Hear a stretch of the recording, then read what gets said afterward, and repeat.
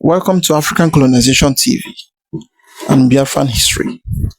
In today's heading, we go into the history surrounding Nigeria and surrounding the Britain, how Nigerian become the British colony and they finally sold to the Fulani Caliphate. Title: How Nigerian become a British company and sold to Fulani to control the Biafran people and the rest of others. Have you seen it? The nation you are seeing today called Nigeria, the reason why the the Fulanis, they are doing whatever they want to do, and they claim that Nigeria cannot be divided, or nobody can live unless they speak, because they believe in their mind and their soul that everything that is going on in Nigeria, it is their father's property, and it is their right to do whatever they want to do. So in this video, you will hear everything, a little brief history concerning the Nigerian issue and the Biafran issue, and what causes all those things start happening, and why the British, no matter what is going on in Nigeria, they will never interfere. They will never even tell those that's leading that they should look into restructuring or into division if restructuring will not work, because they believe that if they finally say so, all the things they are planning or all their plan will fail, and all the things they used to benefit from the country will fail if they finally tell the government that do it like this, do it this way, the way they do it in UK, their own country. That if they finally advise the government to do it in the right way, that those things they are benefiting from the country, they will not be benefiting it from again. And that is the main reason why whatever that happened, they will keep silent. And recently that Joris Bossing came to Nigeria, everybody saw what he said then, claiming that Nigeria is so beautiful and everything is working fine, while the US President Donald Trump is fighting every means to stop the Christian genocide and to stop the buying of Christian and the destruction of life and property in the country. But the Britain that claim that they own Nigeria and they do everything, they are claiming that Nigeria is their allies and that Nigeria should not divide, and they'll stand firm with the country no matter what, no matter whatever the US want to do the country. So in this video, don't skip any part of it. Try to watch it to the end, because this video will really review a lot of things for us to learn and to see the place and direction where this country is heading to. As about to watch, like, subscribe, and share the video to go around. Let others see what is going on in the country. Did you ever pause to wonder how Nigeria came to be a British colonial possession? It may sound strange, but this vast country, today home to more than 200 million people, was in a very real sense bought and sold as part of a business deal. The British, at the turn of the 20th century, acquired control over large tracts of what is now Nigeria by negotiating with a powerful chartered company and effectively purchasing its rights for £865,000. This was a transaction with long-lasting consequences which helped mold the political landscape of modern Nigeria. We tell the full story in this episode. To understand how the British bought Nigeria, one must first understand the shifting economic tides of the 19th century. The stretch of coastline that would become part of Nigeria was once infamously known as the Slave Coast. However, by the 1870s, the British appetite for slave labor was abating. Industrial Britain no longer needed human cargo, but a different kind of wealth: palm oil. Palm oil was not a luxury, but a necessity to British industry. It lubricated machines, powered soap making, and fed factories. The trade in palm oil offered enormous profits, and local African chiefs quickly picked up on just how valuable their land's resources could be.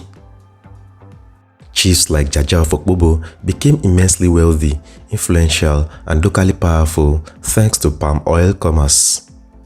Jaja negotiated shrewdly, playing European merchants off one another, and built a reputation that was admired, but also deeply feared by the British traders. Meanwhile, back in Britain, a man named Sir George Tubman Goldie recognized a strategic opportunity. In 1879, he founded what would become the United African Company, later known as the Royal Niger Company. Goldie's vision was bold: to secure formal treaties with African chiefs, control trade along the Niger and Benue rivers, and outmaneuver rival Europeans, particularly the French and Germans, who were also casting covetous glances at West Africa. By the mid-1880s, Goldie's company had already laid down a network of trading posts, roughly 30 along the lower Niger, and had begun to push inland. He personally negotiated treaties with local rulers, binding them to his enterprise and giving his company a kind of political as well as commercial reach. In 1886, the British Crown granted the company a royal charter, effectively giving it governmental powers to administer territory, enforce treaty rights, and act in some capacities like a state. The Royal Niger Company was not merely a merchant company, it was a colonial authority in waiting.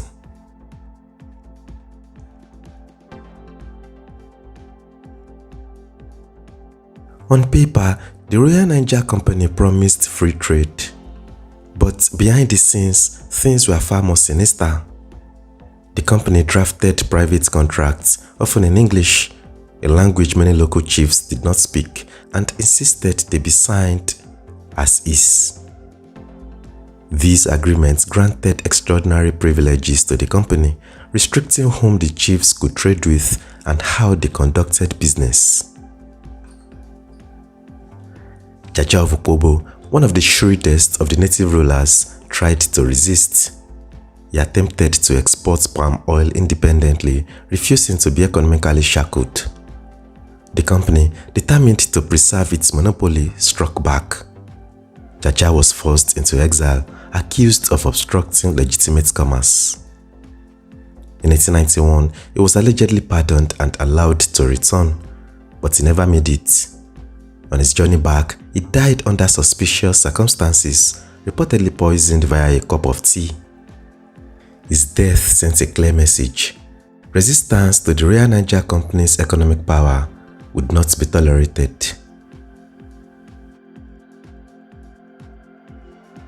Another ruler who would not submit easily was Koko Mingi VIII of Nembe, a figure of both defiance and ambition.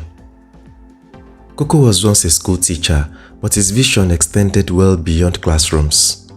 He resented the trading chokehold the Royal Niger Company had over his people.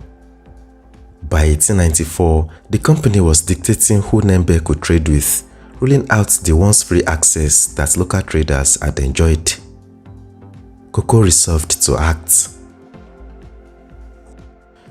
On January 29, 1895, in a daring pre-dawn strike, King Koko led more than 1,000 men in an assault on the Royal Niger Company's headquarters at Akassa, in what is now Bayelsa State. They captured 60 white employees of the Royal Niger Company, ammunition, goods, even a Maxim gun. His demand was simple but powerful: the right to choose his trading partners freely. The British, however, refused to treat with him on equal terms. Negotiations broke down. In a brutal turn, 40 of those hostages were killed. Accounts differ, and British reports even claimed cannibalistic horror, though historians remain skeptical about that detail.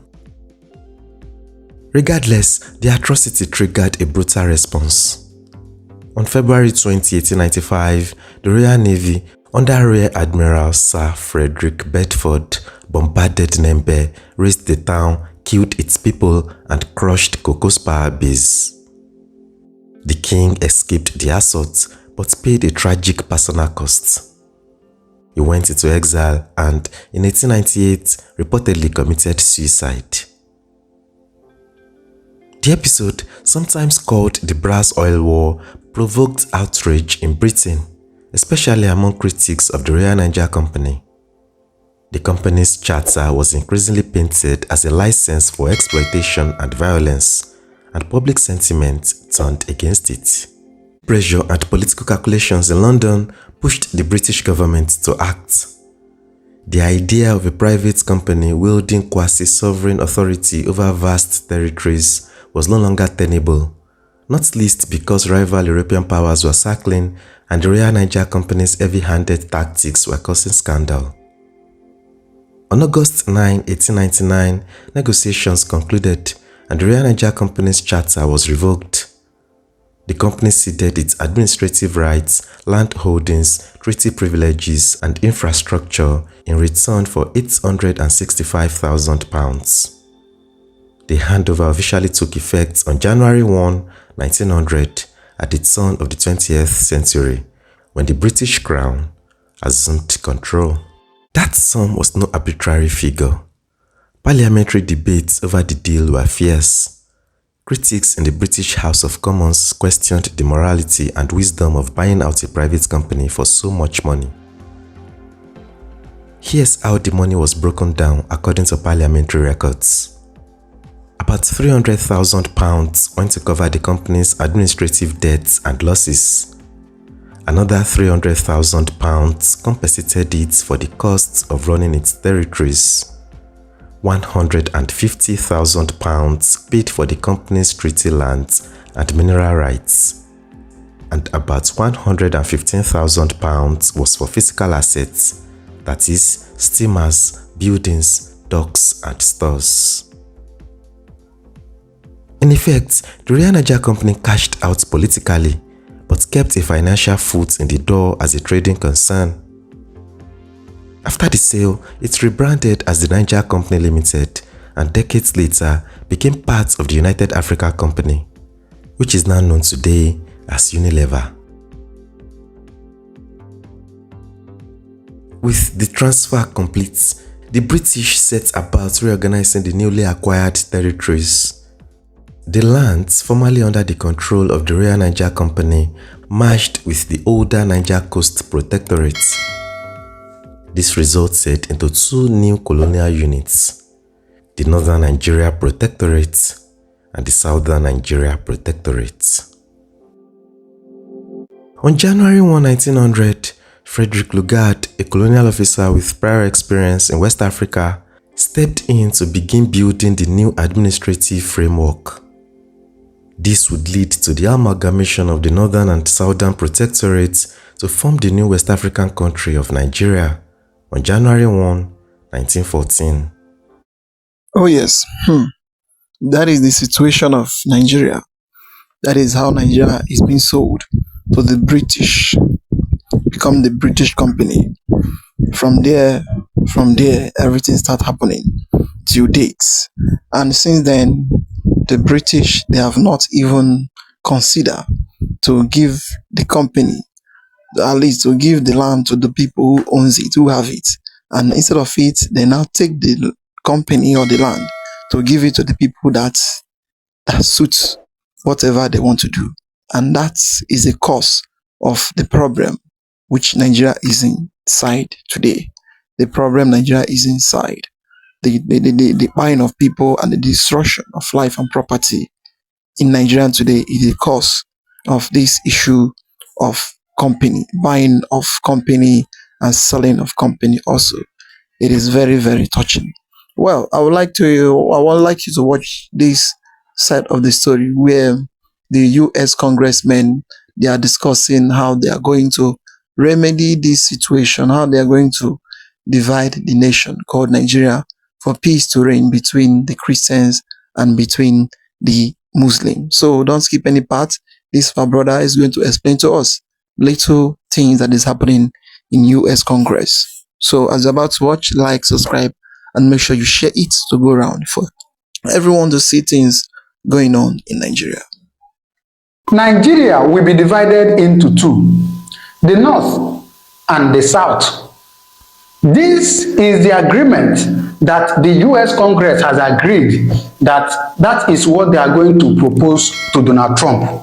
And that is the best option in Nigeria now, to divide Nigeria into two. And according to them, the North will be Muslim country, the South will be Christian country. They went on to say that Christians and Muslims living in one country has never worked, and they don't think it's going to work in Nigeria. And when I saw this news, I laughed. I say, from frying pan to fire. Hold on, I will explain to you, because there's a lot of things involved in this that most of us don't know. I'm very sure most of us might have seen this news that, oh, Nigeria will be divided into two. But most of us don't know what comes after it. I'm going to explain to you. Please do well to subscribe to this channel if this is your first time coming across my video or my channel, because on this channel, I get information of everything that is happening in Nigeria. Now, the first point I'm going to make to you now is that, do you know that dividing Nigeria into two is a prophecy that was prophesied by late Colonel Muammar Gaddafi? Most of you don't know. Yes, Gaddafi of Libya, the former president of Libya, he has said that Nigeria will be divided into two for bloodshed to stop in Nigeria. I'm going to play it for you here so that you see it, because on this channel, we don't do cho-cho-cho, we show facts. Now, before I go into that, I want to read for you just a very short clip of what the US Congress said about dividing Nigeria into two. This is the US Congress, and this is the statement they made. It says, let me zoom it so you can see it clearly. US Congress to propose the breaking up Nigeria to President Trump. It went on to say, we will provide options for President Trump on Nigeria this January 2026, US Congressman Rep. Willie Moore said. Breaking up Nigeria will be one of the options to create a safe zone for Christians. Hold on. Half Muslims, half Christians have never walked and will never walk. Did you hear that? Islam in Nigeria will not accept equality. Christians will continue to be subjugated. Listen to this. Islam in Nigeria will not accept equality, and so therefore Christians will continue to be what? To be subjugated. That half Christians, half Muslims never walked and will never walk. So for them, they believe that the best way to solve or to bring peace in Nigeria is to divide Nigeria into two, the North and the South. The North being a Muslim country, the South being a Christian country. Now, I told you earlier that this is a prophecy of Muammar Gaddafi. I'm going to read that news for you now. I was going through some documents just a few weeks ago. I never knew this day will come when I'll bring up this topic. I was going through a document just a few weeks ago when I came across this news I'm about to show you by Colonel Gaddafi, where he said that there is too much bloodshed in Nigeria, and for that bloodshed to stop, that Nigeria need to divide into two. And what is that two he mentioned? Christian country and Muslim country. Let me read it for you. Please stay with me. Now, let's go to the next page. It says, right?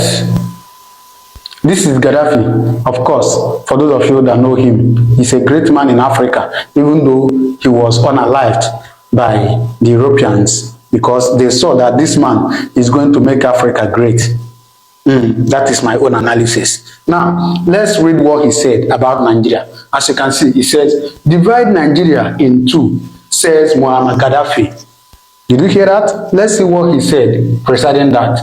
Nigeria should be divided into two nations to avoid further bloodshed between Muslims and Christians.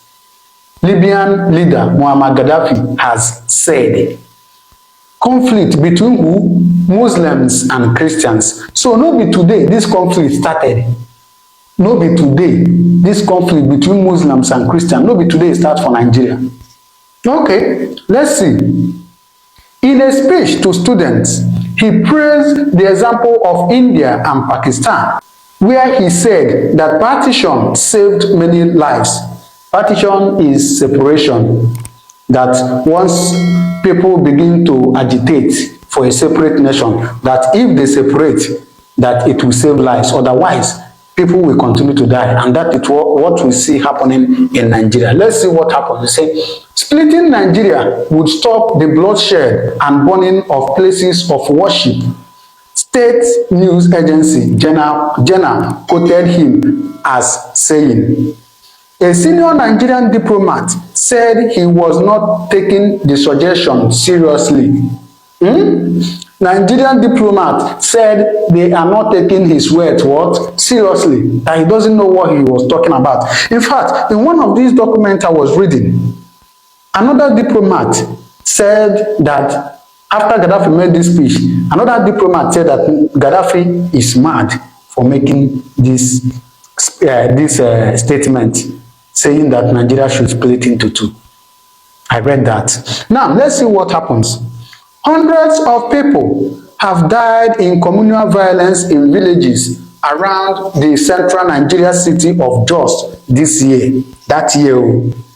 Okay? The BBC Renan Jawad in Tripoli says Colonel Gaddafi's suggestion is unsurprising given his past form. Last year, he called for Switzerland to be abolished and for its land to be divided between Italy, Germany, and France. Now, let's see.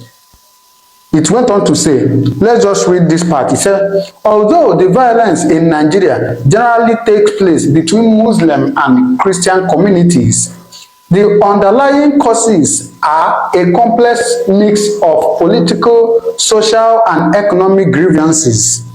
Nigeria is roughly split between its largely Muslim north and a Christian-dominated south.